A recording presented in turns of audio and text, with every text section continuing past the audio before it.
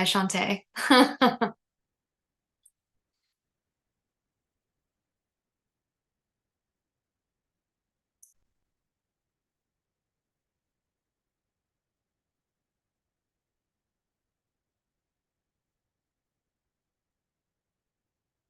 All right. In the meantime, if y'all could rename yourselves with your first name and then one word to describe why you think that students should study abroad. I'm curious to see who's in the room with us and, what sort of values you attribute to the study abroad experience.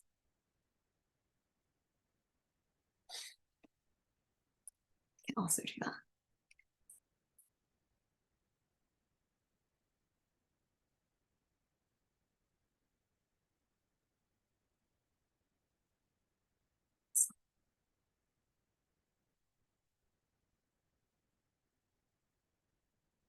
Ah, Gwen, you took mine.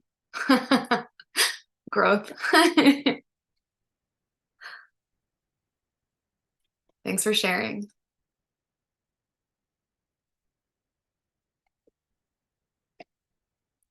Okay. Wish I could see all of you. All right, so I see personal growth. Are there any other words that folks are using to describe independence? Yeah, absolutely. That's definitely on my list too. Travel experience. Yes, these are resiliency is a great one. I know that there is a session on that this morning too. So very timely. Okay.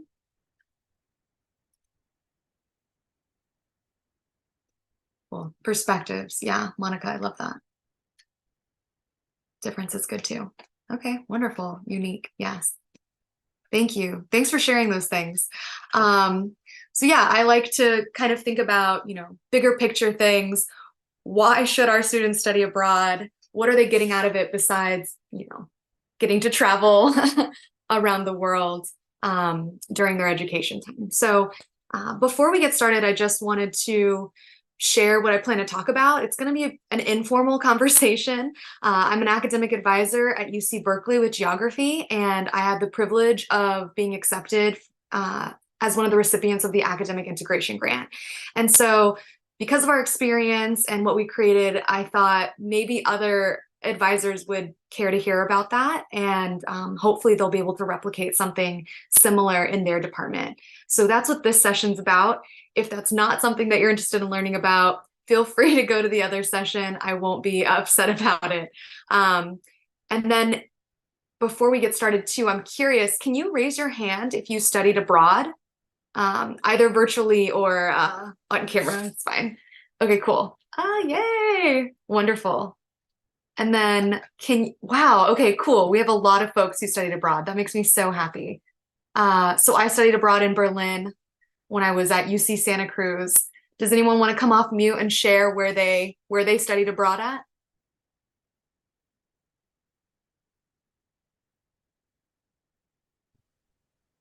This is Monica. I studied abroad in Marseille, France. Oh, fun. That's so cool. Anyone else? This is Hannah. I studied abroad in York in the UK. Oh, great. Thanks. Maybe just one more person. This is Rashma. I study abroad in Utrecht, the Netherlands. Oh, great. Okay. Zoom meetings are always so funny because, if we were in a room together, we'd obviously be able to communicate a little bit better without the silence in between. So I like to have a little bit of participation in the presentation. So I really appreciate y'all sharing that. Okay, so for me, like I said, I studied abroad in Berlin, but as a very young Kansan girl, I grew up on a farm, super small town, less than like 6,000 people in my town total. I did not think that I would ever study abroad. That wasn't even something that was on my radar. And then once I got to be in college, I was a transfer student, low income, first gen, former foster youth. And so it just didn't figure into my plans at all. I had a lot of misconceptions now that I know about cost, and I wasn't sure how I was going to fit it into my short time as a transfer student at UC Santa Cruz. You only have you have a limited time. And in order to meet all your major requirements and breadth requirements, I just didn't think that I'd be able to do it.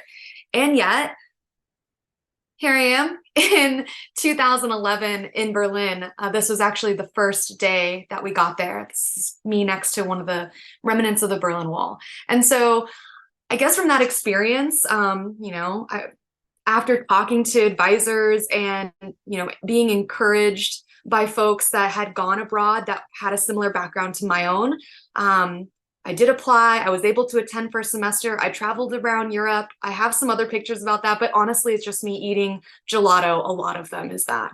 And then I came back to UC Santa Cruz and I graduated. So when I look at all the values that y'all have shared, those were absolutely things that I can honestly say that I experienced when I studied abroad. And because of that, after graduating, and with my personal background, I really wanted to make my work, my life, dedicate my life to working with students like me on whatever their goals might be, and sharing various resources and opportunities so that they knew all the things they could take advantage of, because I absolutely would not have done this without the advisors that I had in my corner. So I really wanted to be someone who helped demystify the process, and hoping that they could make confident decisions, not only academically, but also related to their personal growth and their passions. So I started working in geography a couple years ago after 10 years in higher education, helping, first gen low income students transfer to a UC. Now I'm at the UC, and as any good advisor will do, they're going to kind of take an inventory of who are our students. And I was pretty surprised by the geography major students. So we have 65% of our students are transfers, 40% are non-traditional. So that's, first gen, students of color, system impacted students, re-entry students, and then 35% of our students are first generation. And so for me, I immediately started thinking, okay, what changes can we make in our department to make sure that we are best serving our students? And one of the first things that I noticed was our curriculum. It was, for an interdisciplinary major, it was pretty rigid, especially given our population. So, we were requiring physical geography classes for the major, and those had prereqs, and that made it hard for our transfer students to be able to fit our major in their time at UC Berkeley. We had classes that were being taught by only one faculty one time a year. And if they weren't able to get into that class, that caused a lot of stress and anxiety for our students. And so after working really closely with our chair and faculty, trying to think through the challenges that we're facing our students and the goals that we hope to achieve. And of course, we got feedback from our students. That's a crucial piece. So we restructured the curriculum to better align with the needs of our students, because we wanted them, as soon as they got to UC Berkeley geography, we wanted them to feel welcomed. We wanted them to feel integrated as much as possible. And we wanted them to not only get that foundational knowledge that UC Berkeley geography offers, but also have the ability to pursue deeper understandings. And that added flexibility means that our students are able to better integrate opportunities like study abroad. And for geography, it's kind of a no-brainer why that would be important for the major. Studying abroad is a perfect supplement to the topics and the themes that the geography major covers. And so for me, it really focused on an equity of experience for our students. So after doing a curriculum restructure, and now that the students had more flexibility with the classes that they were able to take, and where they could deep dive and take advantage of different opportunities, this came with a bittersweet a bittersweet result, which we'll get to in a second. But before I get there, actually, I'm curious if y'all could put in the chat, what do you think the top student concerns are when they're thinking about studying abroad? I came up with 3. I know there are a ton, but I'm just curious what you think the top 3, that you hear a lot. Yes, Kim, money is definitely one of them. Absolutely, cost. Anyone else want to put in the chat? yeah, being away from family and friends, academics, finances, courses, graduating. Exactly. So y'all know, y'all know it's about the concerns about cost, the concerns about time, and the concerns about risking going abroad and not being able to finish what you have to do for your requirements, right? And so with this added flexibility, like I said, we had a bittersweet result, which was, it was wonderful because they had more opportunities. But at the same time, my individual meetings were skyrocketing because so many more students wanted to study abroad and take advantage of that sort of opportunity. Because with our new curriculum, restructure, our students were able to study abroad and take up to 3 classes that they could use towards their major, which is wonderful, right? They're not falling behind when they go abroad. And so, you know, one of the big things that came out of these individual meetings were like, how do I find out if my classes count? And they were looking for as much certainty as possible, which of course you all spoke to in the chat. And so for me, and the rest of the faculty, it became really clear that we needed to streamline this process of how to approve and pre-approve programs and courses, because I was doing this on a one-on-one basis and it was taking a lot of time. And so enter, which maybe you went to this session earlier, the academic integration grant. And it's funny because I actually reached out to the study abroad team to kind of hear about where were our students going before, what programs were popular, trying to figure out how I could do an info session and make that opportunity a little bit more visible. And that was on April 4th. And at that meeting, I met Amber, who talked to me about the academic integration grant. And perfectly timed, the application was due April 28th. And so I worked very quickly with our faculty advisor and the chair to put together this proposal. And if y'all don't know or you missed the other session, the academic integration grant, it provides funds for departments to help students easily identify which programs and courses can be used for requirements. And so again, that really fit in with my student advocacy, equity of experience for my students. So this was perfect. And from that grant, we had a few different goals, a lot of goals, probably a lot here, but yeah, for us, it was really, really important that to provide this equitable opportunity for students who wanted to study abroad. And after meeting with the faculty and speaking with students, we decided we could do this by, you know, collecting past info and collaborating with faculty on what courses we could substitute, reviewing all of the study abroad courses and programs, which took a very, very long time. We are currently working on it. We have the data. We just need to now put it into a database so that students can easily access these pre-approved courses. We created sample curriculum plans. So whether you're a first-year student or you're a transfer student with 2 years, you kind of can understand where you can fit study abroad in your overall plan at Berkeley. We updated our department communications. We didn't even have a web page dedicated to our study abroad info. And so that was something that definitely needed to be created. And then we also hosted some study abroad info sessions. And then we had talks about how are we going to maintain this information? Who's going to be responsible for this information? How often is it going to get reviewed? And so those are a lot of the goals, and I'm really proud to say that we have or are currently accomplishing them. So the results were going through, I mean, I can't tell you how many hours spent going over all of the programs and all of the courses in the course catalog, but coming up with 1,015 classes that are pre-approved for students to automatically know they could apply these classes to their major. These are courses in over 90 programs and in over 40 countries around the world. And so we're really excited about offering this worldwide education to students who might not otherwise have thought that they would have been able to do it. And there's such a variety of programs. Something else, I mean, here's a map where you can kind of visually see where those programs are located. So students really do, sorry, someone's of course messaging me in my presentation, but this is where you can see, I mean, all the different places that students could potentially go. And all of those courses could be counted toward their major requirements. So that's something that we're really, really proud of. Here's an example of one of our plans. This is for a student who, we get this a lot, transfer students who come in either in the spring or they come in the fall and they stay just one extra semester. And so whether, like I said, it's 4 years, 2 years, 2.5 years, trying to think about where can you fit in the study abroad to be able to still graduate on time was something that was really important for us. And then the language was also really important because sometimes it's really funny to say, yeah, study abroad is important, but like, why? How do you put that into words? And how do you connect that to your specific major? And so for me, that was something that I worked on and put on our website so that students knew exactly why studying abroad could help them, move forward and expand their knowledge in this discipline. So why was an important question to answer? Where was an important question to answer?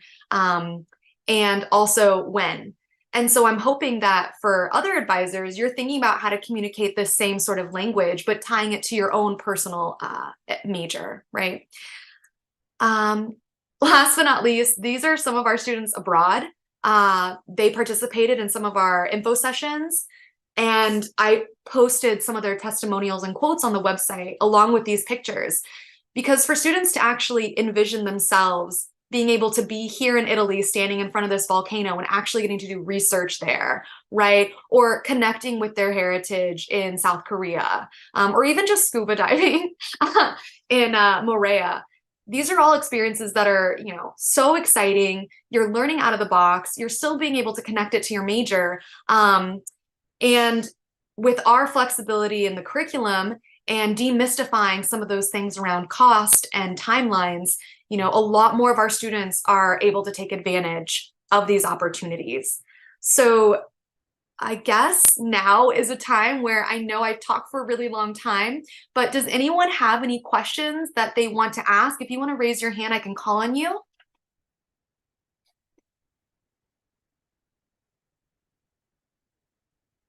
Oh, yes, Bonnie, go ahead.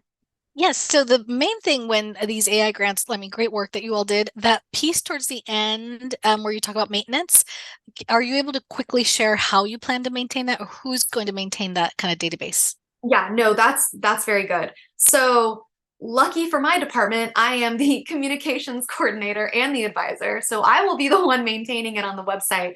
But basically, we came up with, the faculty and I talked about how often we would review. So anytime there's a new program or new course that comes up, once a semester, we'll kind of bring those to the faculty meeting, and the faculty can kind of give some feedback on whether those can be included or not. And then every 3 years, we'll kind of do a look over on the whole database just to make sure that everything makes sense and is fitting in with our program details. And so for me, I'm going to be in charge as the communications coordinator, and maybe you have someone separate in your department to do this. The team, so the advisors and the faculty, will pass that information on to the communications coordinator, also me, and I'll update the database accordingly and the website accordingly. Does anyone else have any questions as they start to think about, applying for this, how they can take some of the things that we learned and apply it to themselves? If not, it's fine if you want to keep thinking. But in my last minute, I do just want to say I did not make this slide, but there were a couple challenges, of course, as always, right? And so the challenges were some unexpected bureaucratic challenges, which who knows about that at a UC, right? Bureaucracy? I don't know. No, I'm just kidding. So yeah, around hiring our work study students and the time that it takes, and the back and forth around eligibility. So definitely think about that when you are applying, hiring your students well ahead of time, because some of them weren't paid until like 5 months afterwards, which was horrible because of this process, the long process. There's this other thing that's called LEAP, L-A-E-P, and some of our students were able to qualify for that. It's very much like work study, but they get paid to do research, and the research that they were doing for this project counted. And so that was really exciting to offer that opportunity. Going through the classes, it was not a difficult process. It just took a lot of time. And making sure that you're connecting with the person who's creating your database early is going to be important. So that way you don't have to go back and like separate links from text, for example. Then last but not least, having a really good point person on your faculty is going to be good, because we started with trying to talk to all the faculty at once, and it was just too many people, too many things to cover in one very short amount of time. And so kind of thinking about who could be your point faculty person to kind of do a second pass and then presenting it to the faculty overall. Okay, great. Well, I'm so happy that you attended, and very quickly, here's my information. If you have any questions about what we did, or you want to talk a little bit more, please feel free to message me. I'm happy to talk to you about our experiences, and good luck applying for the AI grant. Bye, y'all.